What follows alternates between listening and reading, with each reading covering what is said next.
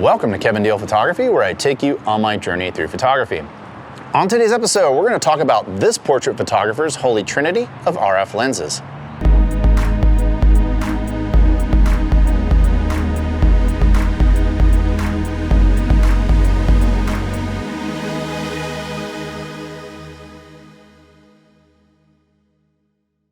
Thank you for watching today's episode. If you're not familiar with Kevin Deal Photography, we do gear reviews, tips, techniques, and tutorials, and sometimes we dive into film. If any of that sounds appealing to you, click the subscribe button below. I want to make a special announcement regarding my work and this channel. I do have some exciting news that I want to share to you. I just launched a new podcast on Apple, Spotify, all the major podcast hosting platforms. It's called the F11 Photography Podcast. It's a weekly podcast where we talk about photography for a good hour, hour and a half. It comes out every Tuesday. So when you wake up in the morning, it'll typically be waiting for you in your downloads. I would humbly ask you to go check that out and hit the subscribe on that as well. But today we're going to talk about the Holy Trinity.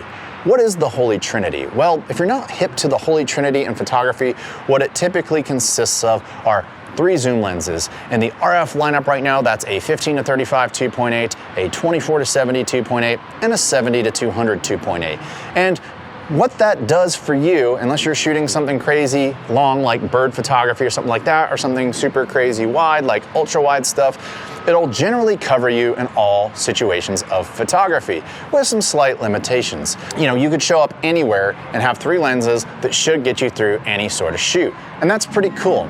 However, there are more specialized lenses out there that help you excel in certain areas, and my area where I want to excel is in portrait photography. So in today's episode, I'm going to talk to you about my 3 lenses that I love to use, my Holy Trinity that I love to use for portrait photography. And let's start with my number 1 lens for that on the wide end, and that is the Canon RF 28-70 f2.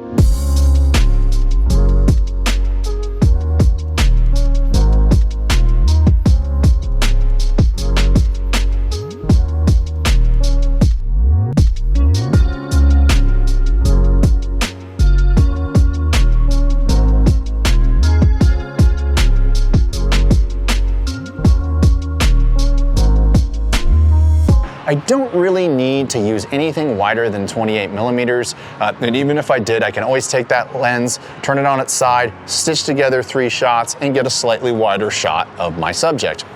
But 28, 35, 50, those are all very important focal lengths if you're doing storytelling, which is what I do because I shoot a lot of editorials. You couple that with the fact that that lens has a gorgeous magazine-ready editorial look right out of the box, and it's the perfect recipe for being the lens that I prefer to use on the wider to normal field of view. Another thing that I love about the 28-70 is oftentimes if I go shoot a wedding or I just go out and I don't really know what I'm going to be shooting and I just feel like only taking 1 lens, it'll usually get the job done. I can get wide, I can get just a little wider than normal field of view, I can get to a normal field of view, and then if I need to get subject isolation and get kind of tight on a subject, I can get to 70 and it'll get me where I need to get. And the fact that it has an f2 aperture, maximum aperture, I can get really good bokeh and subject isolation. If you check out these examples that I show you right here, it just has a gorgeous look. I love the way it renders colors. It has a special character to it. I honestly can't put it into words, which is why I take pictures.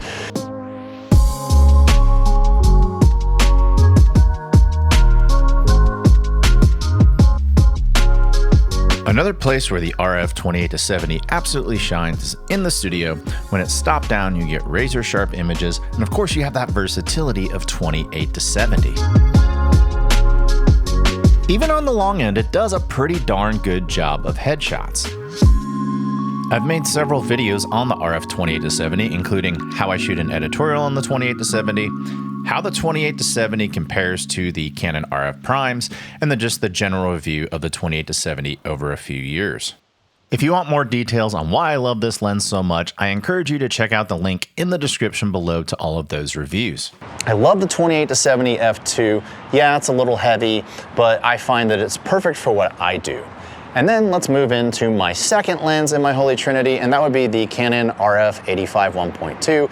Optically speaking, this is my favorite lens in the RF lineup, and if you ask me to shoot pictures of people at a fixed focal length, I'm gonna probably opt for 85mm. I love the perspective of 85mm. Obviously, you can do headshots with it, but one of the things I love to do with that lens is I love to do environmental portraits with it. You don't typically think of 85 as an environmental portrait lens. You just get a little further back.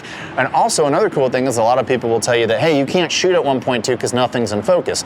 That's absolutely true if you're doing headshots, but if you get 20 feet, 30 feet back from your subject, they will be razor sharp.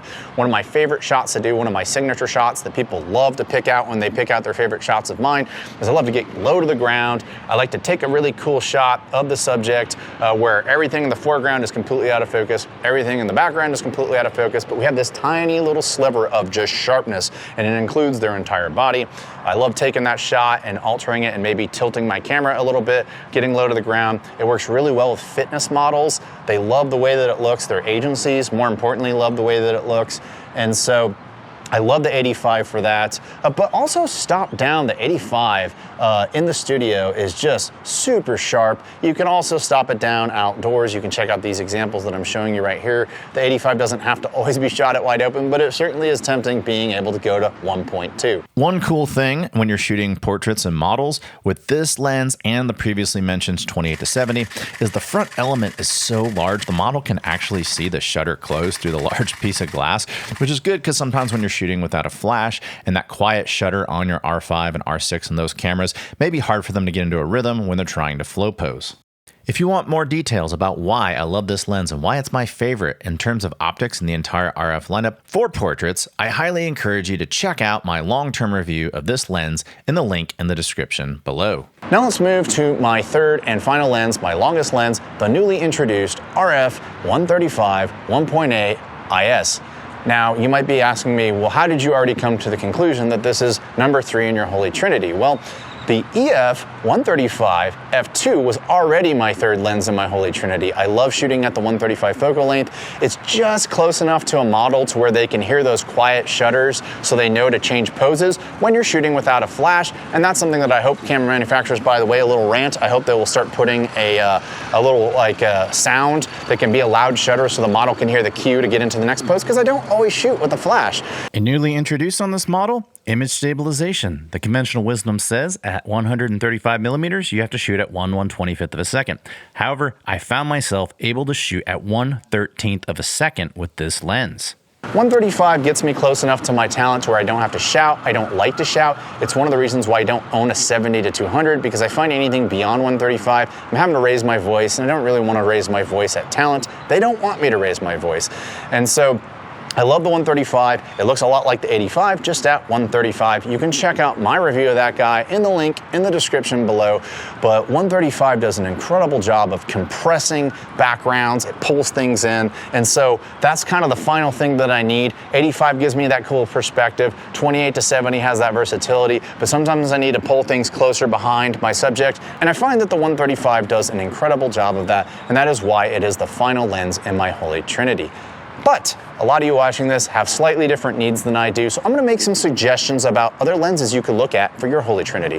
One I'm shooting myself on right now, and that is the RF 50mm 1.2. It's an absolutely fantastic lens. If you like to shoot at a normal field of view, I actually recommend this lens. It's a gorgeous lens, it does an incredible job, and if you do want to get some liquidation of a background with a normal field of view, the fact that it goes to 1.2, it can absolutely do that for you.